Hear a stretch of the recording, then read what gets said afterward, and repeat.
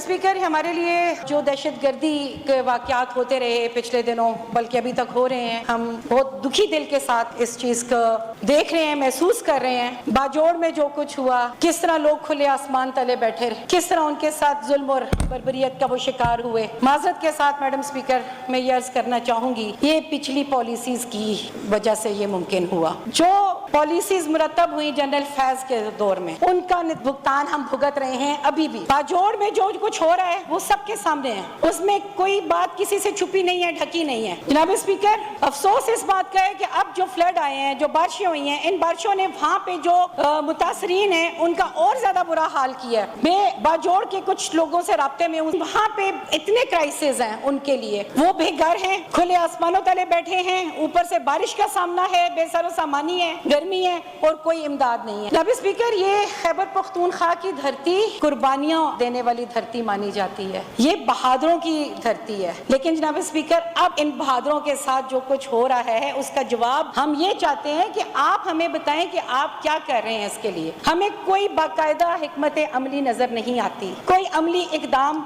उस तरह नजर नहीं आते कि आप दहशतगर्दी को रोकने के लिए क्या कर रहे हैं, सिवाय यहाँ पे खड़ी होकर तकरीरें करने के, यहाँ पे एक दूसरे के ऊपर इल्जाम तराशियां करने के, बोतानबाजी करने के। हम यहाँ पे खड़े होते हैं, अपने सूबे की बात करते हैं। मैं अगर ऑपोजिशन से हूँ लेकिन मेरा ताल्लुक किसी धरती से है, मैं खैबर पख्तूनख्वा की बेटी हूँ। मैं पख्तून हूँ या नहीं हूँ, लेकिन मैं इस धरती की बेटी हूँ। मेरा यहाँ पे खड़े होके अपने उन लोगों के लिए बात करना मेरा फर्ज बनता है, मेरा अव्वलीन फर्ज है कि मैं यहाँ खड़े होके उनकी बात करूँ। हम आपसे फकत ये सवाल करते हैं कि आप हमें बताइए कि आपने क्या पॉलिसीज वज़ा की, आपकी हिकमत अमली क्या है उनके साथ। अभी आप कहते हैं ऑपरेशन नहीं करना, ठीक है, नहीं करते, आप ना करें, क्या करेंगे? ऑपरेशन नहीं करेंगे तो फिर उसका तोड़ तो बताइए कि फिर क्या होगा। फिर हमें बताइए कि खाली तकारीर, तमासील, तस्वीर, खुदा के लिए अब इन चीजों को छोड़ के अमली इक़दामात की तरफ भी आइए। अब ये भी देखिए कि हमें अमली इक़दामात की जरूरत है, तस्वीरी सेशन की जरूरत नहीं है, तमासील बनाने की और घड़ने की जरूरत नहीं है। अब हमें संजीदा होने की जरूरत है। अब खुदारा अब संजीदा हो जाएं। 2013-14 में जब सूबा उस वक्त दहशतगर्दी का शिकार था,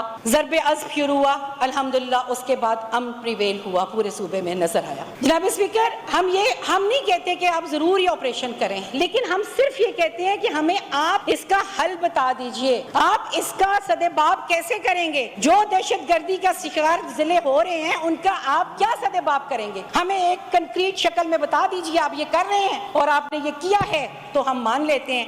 हमें ये करना चाहिए, हम ये करेंगे, हमें ये करना होगा खुदा के लिए।